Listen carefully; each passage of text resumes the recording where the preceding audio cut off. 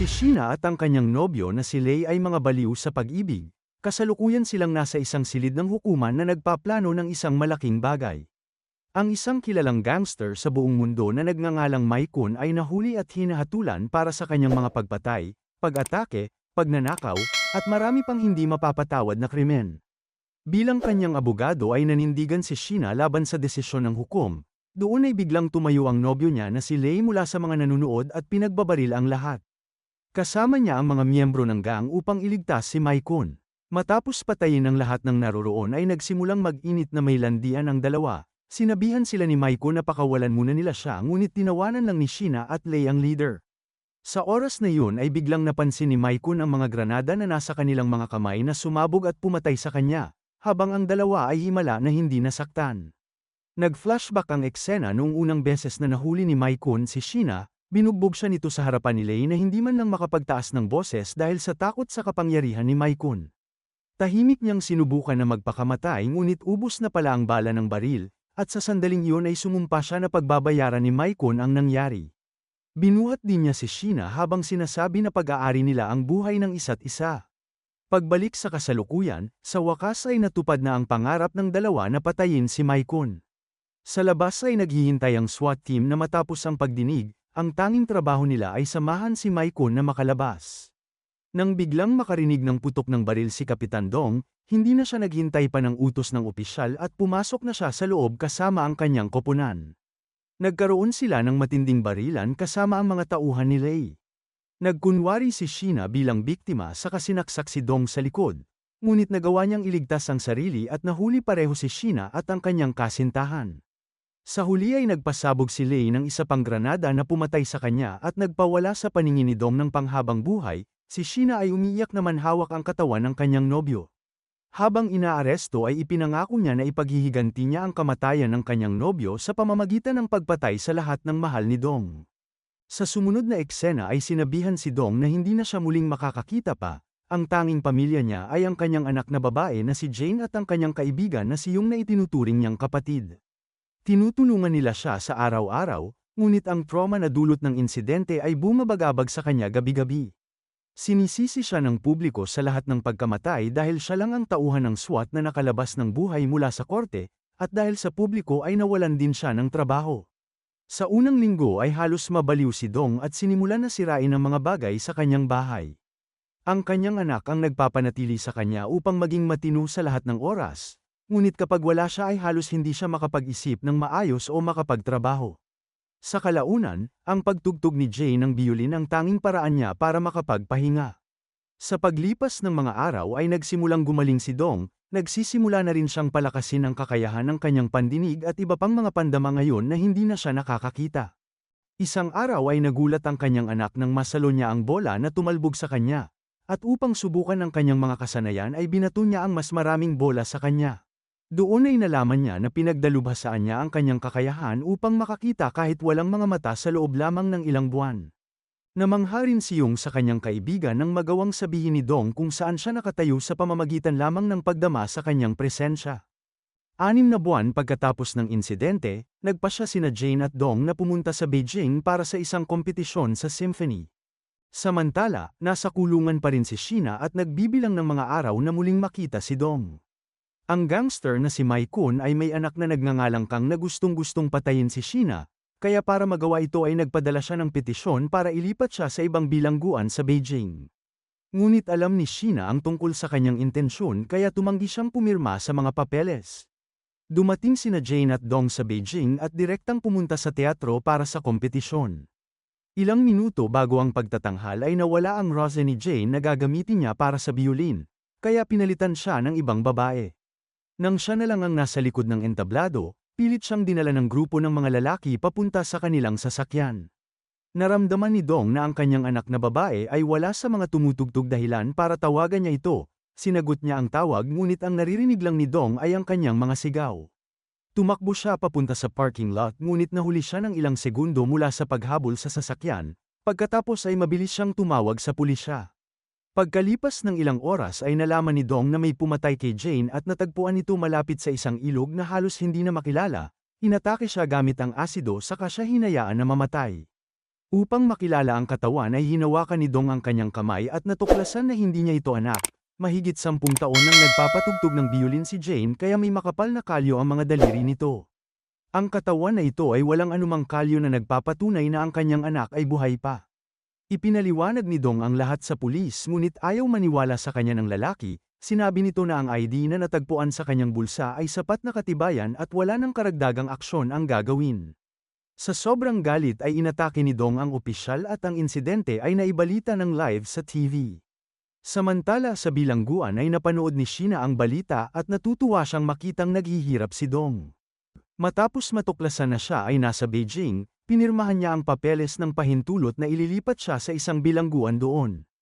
Sa susunod na eksena, siya ay nakamaskara, nakakadena, at napapaligiran ng maraming gwardya habang papunta sa bagong bilangguan. Sa oras na yun ay biglang huminto ang sasakyan, at lumabas si Sheena na may hawak na baril at pinatay ang lahat sa loob ng wala pang 1 minuto. Tinambangan din niya ang lahat ng mga gwardya na sumusunod sa likuran at tuluyang nakatakas. Nang malaman ni Kang ang nangyaring pagtakas, pinatay niya ang isang gwardya dahil sa galit. Inutusan niya ang kanyang mga alip-ores na hanapin siya sa lalong madaling panahon, sa pag-aakala na makakamit lamang ng kanyang ama ang kapayapaan kapag siya ay namatay. Sa ibang lugar, si Dong ay nakagapos at sinabihan ng mga pulis na ang kanyang anak na babae ay tiyak na patay na.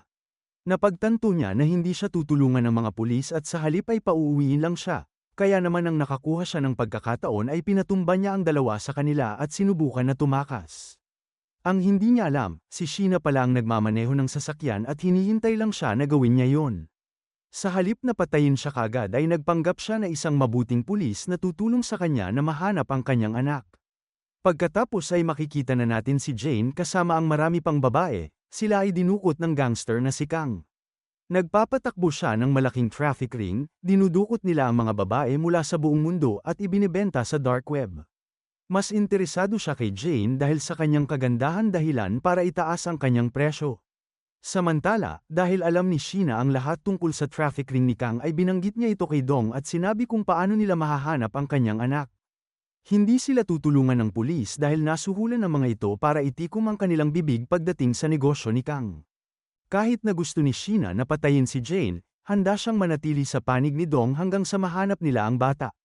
Nagpasya sila na magpapanggap si Sheena bilang bitag sa kapupunta sa lugar kung saan itinatago ang mga babaeng dinukot. Sa tulong niya ay nahanap ni Dong ang numero ng isang lokal na dealer na tumatanggap ng babae at ipinapadala ang mga ito sa isang matandang babae. Siya ang namamagitan at namamahala sa pagsusuri kung ang mga babae ay sapat para sa kanilang mga kliyente. Inaprubahan niya si Sheena ngunit naramdaman niya na hindi maganda ang intensyon ni Dong. Matapos ipasok si Sheena sa loob, tinutukan ng matanda si Dong gamit ang baril ngunit ginamit niya ang kanyang intuisyon para patumbahin ito bago pa siya barilin. Pagkatapos ay sinundan niya si Sheena sa likod ngunit pareho silang nahuli kaagad. Sa oras na yun ay nagsimula na ang livestream sa dark web, maraming kliyente ang nanunood ng sunod-sunod na pagtatanghal ng mga babae na nagbibigay ng presyo para sa kanilang buhay. Nang si Jane na ang nagtatanghal, napakaganda ng pagtugtog niya ng biolin. Pinatay ni Kang ang livestream dahil nagustuhan niya ang babae para sa kanyang sarili, ngunit nang sinubukan niyang hawakan siya ay inatake siya nito. Nangako si Kang na tuturuan siya ng leksyon kinabukasan at tataasan ang kanyang presyo ng 6 na milyon. Sa ibang lugar, si Sheena ay isinabit ng patiwarik at si Dong ay iginapos kasama ang kanyang leeg. Dumating ang partner ni Kang na si Beth upang tuyain si Sheena at ipinaalala sa kanya ang pagkamatay ng kanyang kasintahan. Nang si Sheena naman ang nangasar, ay agad niya itong nilunod hanggang sa mahilo at muling itinaas. Nagawa ni Dong na matanggal ang kanyang mga posas ngunit madali rin siyang nadaig ng mga gangster. Nang umalis si Beth ay nagawa niyang baliktarin ang laban at patayin ang bawat isa sa kanila. Binasag din niya ang tangke ng tubig at iniligtas ang buhay ni Sheena.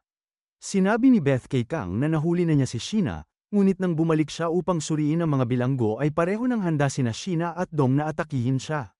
Siya ay ginawa nilang hostage at hiniling na ibunyag kung nasaan si Jane, ngunit nagsalita lamang siya nang tinutukan siya sa leeg ng isang tipak ng salamin. Hindi niya alam kung sino ang anak ni Dong ngunit lahat ng babaeng dinukot sa loob ng nakaraang linggo ay kasama ng isang lalaking nagngangalang Matba na kanang kamay ni Kang. Biglang dumating sa pinangyarihan ang police inspector na si Rama kasama ang kanyang koponan.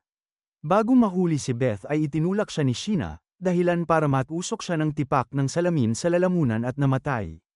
Pagkatapos ay tumakbo ang dalawa at tumungo sa isang bahay na sinasabi ni Sheena na pag-aari niya. Ang totoo ay pagmamay-ari ito ng isa sa mga pulis na pinatay niya nang makatakas siya sa kulungan. Hindi pa rin siya pinaghihinalaan ni Dong at patuloy niyang nililinis ang mga sugat nito. Sa ibang lugar ay nalaman ni Kang ang tungkol sa pagkamatay ni Beth, kaya ipinadala niya ang kanyang kanang kamay na si Matba upang patayin ang mga nakatakas. Maya-maya ay kumatok si Rama sa pintuan ng apartment kasama si Matba at ang kanyang mga tauhan, naramdaman ito ni Dong at nag-set up ng ilang bitag sa bahay.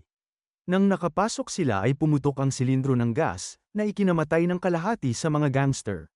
Inatake ni Matba si Dong habang kinakalaban naman ni Sheena ang iba pang mga hindi gaanong malakas. Malapit na sanang mamatay si Dong ngunit tumalon siya sa bintana gamit ang lubid na inayos niya kanina. Nagtagpo silang muli ni Matba sa pasilyo at hinuli niya ito gamit ang parehong lubid na ngayon ay nakatali sa isang elevator. Pagkatapos pahirapan ay dinala sila ni Matba sa silid kung saan inilalagay ang mga dinukot na babae, pinalaya nila ang maraming babae ngunit wala doon si Jane. Nangangahulugan nito na maaaring nabili na siya o nasa lugar siya ni Kang na naghihintay upang ibenta sa susunod na araw. Sa istasyon ng pulisya ay dumating si Yung at nagtanong tungkol sa kaso na itinalaga kay Rama. Nang tumanggi si Rama na magbahagi ng impormasyon ay hinanap niya ang kanyang kaibigan ng mag-isa. Samantala, tinutukan ni Dong si Sheena at hiniling sa kanya na ibunyag kung sino siya. Naamoy pala niya ang nabubulok na bangkay sa apartment na sinasabi ni Sheena na sa kanya. Pasimple siyang ngumiti at sinabi ang parehong mga salita na sinabi niya noong namatay ang kanyang kasintahan. Doon ay naalala ni Dong kung sino siya at tinawag siyang baliw na babae, ngunit bago pa sila magpatuloy sa pag-uusap ay dumating si Yung at tinutok ang baril kay Sheena. Mabilis niyang pinatay si Matba para siya lang ang nakakaalam kung nasaan si Jane. Kung papatayin nila siya sa puntong ito ay maaaring hindi na nila makita si Jane, na nagbibigay sa kanya ng kalamangan. Inutusan ni Sheena si Dong na pumili sa pagitan ng kanyang kaibigan at ng kanyang anak.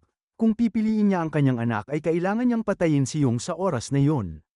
Walang pag-aalinlangan na pinili ni Dong ang kanyang anak at sinaksak si Yung, ngunit hindi sapat ang lalim para mamatay siya. Pagkatapos nito ay umupo ang dalawa sa loob ng kotse at pinag-uusapan ang kanilang mga nakaraan. Inihayag ni Sheena na nung siya ay bata pa, siya ay ibinenta sa isang gang ng kanyang ama na pinatay niya pagkaraan ng ilang taon. Mula nang siya ay ipinanganak, ang kanyang nag-iisang pamilya ay ang kanyang yumaong kasintahan kaya naman gusto niyang patayin si Dong sa harap ng kanyang anak na babae at gawin ito na katulad niya. Sinabi ni Dong na ito ay napakalungkot na parusa ngunit kailangan niya ang tulong nito upang mahanap agad ang kanyang anak.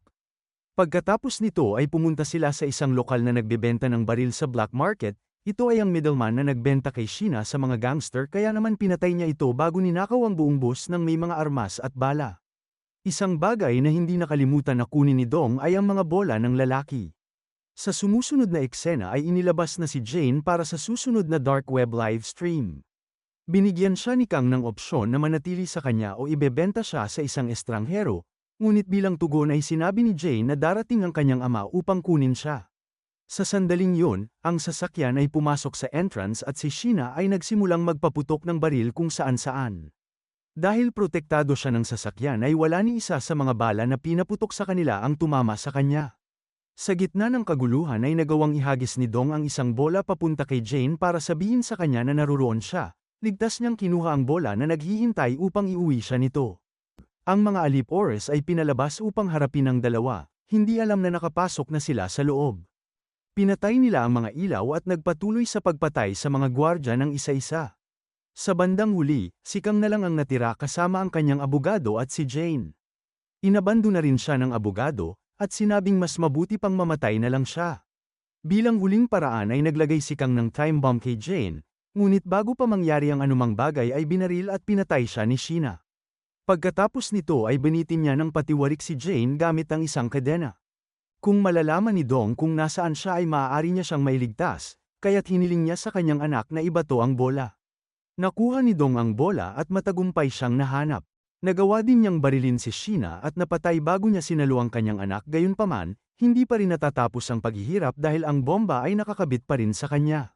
Sa sandaling yun ay dumating si Yung na ipinapakita na ang kanyang sugat ay hindi nakamamatay. Tinulungan niya si Dong sa pamamagitan ng pagbibigay sa kanya ng mga kagamitan para mapawalang bisa ang bomba. Gumana ang plano at lahat ng mabubuting tao ay nailigtas sa huli. Sa huling eksena ay pumunta sina Yong at Jane sa bilangguan upang bisitahin si Dong. Sila ay masayang nag-usap tungkol sa buhay at pakikipag-date, at hindi muling nagkaroon ng trauma sa mga nangyari kamakailan. Dito na nagtatapos ang kwento, sana ay nagustuhan mo ito. Kung hindi ka pa nakasubscribe ay mag-subscribe ka na upang matulungan mo ang channel na ito.